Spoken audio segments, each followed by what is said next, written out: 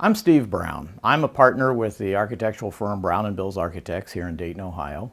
And I've been involved in the Wright Monument, now known as the Triumph of Flights, just about since its inception. And at the beginning, the monument was envisioned to be a full-size replica of the 1905 Wright Flyer at the interchange of Interstate 70 and 75 north of Dayton to represent our area's birth of the aviation industry. Well, as the project moved along, we quickly began to realize that a full-size flyer monument simply wasn't going to be what we had hoped as an icon to represent our region. And so after a little bit of study, we came to the resolution that we needed to get the monument much higher into the air. And so we proposed a monument that was 200 feet to the bottom of the lower wing and 120-foot wingspan.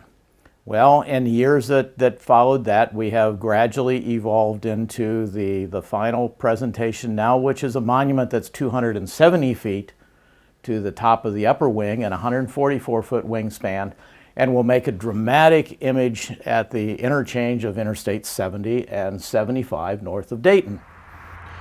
We're here at the busy intersection of 70 and 75, and the Wright Image Group is planning on making this site one of America's most beautiful and inspirational tourist attractions.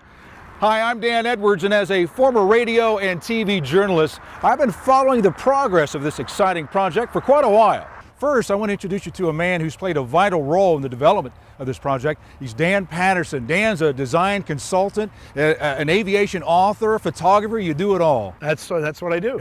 And he even came up with a name for this monument, too. I did. The project had kind of been bumping along and it needed an identity. And I talked to the members of the board that St. Louis has the Arch. The Statue of Liberty is the Statue of Liberty. This project needed to be known as something. And the Triumph of Flight made sense. It's all about what the Wright brothers did. They conquered the air, they solved the age-old problem, and triumph is a great word, often underused. Why is this important for this monument to be erected for the state of Ohio and the nation, for that matter? The state of Ohio has a huge, long, colorful history in aviation. It began with the Wright brothers. It went through flight testing at Wright Field, not far from here. In World War II, that was the center of the earth for Allied aviation. Spacecraft, space travel, a lot of it was developed at Wright Field, and it's a very important part of Ohio's 21st century industry. So why do you think the nation should latch on to this? For the aeronautical part of it, you think? Not only the aeronautical part of it, the fact that the airplane was invented in the United States of America. This project is important because of the significance to the region and the state of Ohio. The reason that it's here, right by this intersection, there's 50 million cars a year that drive by here. A 270-foot monument is going to get some attention. And that's why it's important to have the name, so people know, oh, that's the Triumph of Flight. That there's signs 20 miles away, you're going to see the Triumph of Flight. And it's right here where you can, it's in the center of our region, which is so rich with aviation history. All right, as the design consultant, let's talk more about your vision. What are folks going to see when they come out to this monument? They're going to have an aviation history experience here. There's going to be a plaza surrounding the monument with walls that are etched in photographs and the absolutely fascinating parts of aviation history that would not have happened if it hadn't started here.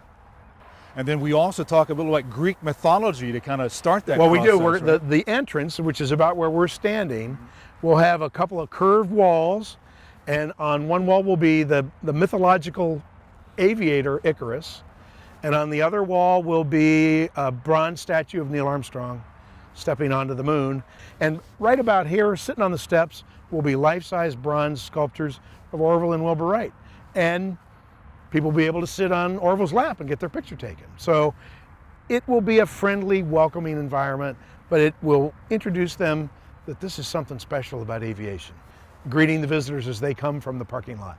There will be a grand entrance. The public art space, talk about that. I'm a firm believer in public art. Art is something that should be experienced without necessarily going to an art museum or going to a gallery. So this will be a sculptural space. The architectural features of the walls that will surround this reflecting pond will be covered with the history of aviation, not only of Ohio, but internationally. Well, we're here at historic Deeds Point in beautiful downtown Dayton amongst these beautiful statues of Orville and Wilbur Wright to talk with another distinguished personality who has been closely associated with this Triumph of Flight project, the great-grandniece of Orville and Wilbur, themselves Amanda Wright Lane. Now, Amanda is not only a distinguished member of the Wright Image Group, but also she's well known and respected in the aerospace community, an aviation spokesperson, as well as an advocate for the state of Ohio. And Amanda, first, what does it mean to you to see such a wonderful monument being constructed to the Wright brothers and the name, the Triumph of Flight? Well, I love the word triumph because it's such an uplifting, joyous word. And when I think about the Wright brothers' invention of the airplane, I think about major milestones in history for mankind, and it makes me think of fire, and then I think about the wheel, and then I think about wings. And two Dayton boys gave the world wings. Why should we build another statue, another monument here in the Dayton region? Well, I think the Triumph of Flight will mark not only the invention of the airplane, but it marks the birth of an industry in aviation and aerospace. And there are other monuments to that, but this is the site where it all began. And frankly, it was world-changing. Today, Ohio is still changing the world. We are leaders in the aerospace industry and business, in research and development, and also our universities in the state of Ohio also have magnificent programs for engineering, aerospace, and aviation. What do you think this statue would do for our reputation and for our image in this region as an aerospace leader? Well, tourism aside, it will brand us as the spot and the place where the history began and where the future is still happening today in terms of aerospace. Has to be a draw for visitors, don't you think? Yes, well, fortunately, I think when visitors arrive at the base of the monument, they will discover that they are within miles of other aviation heritage assets like the Armstrong Air and Space Museum, the National Museum of the United States Air Force, historic Waco Field, historic Grimes Field, our Dayton Aviation Heritage National Historic Park. So many things to see and do in our region, and this place will be the beacon for all of it, this monument. What do you hope visitors, tourists will take away from this monument once it's constructed? Well, I hope they come away from it with a sense of reverence for how flight began and the fact that so many Ohioans contributed to the beginnings of early aviation, and actually aviation for the future as well.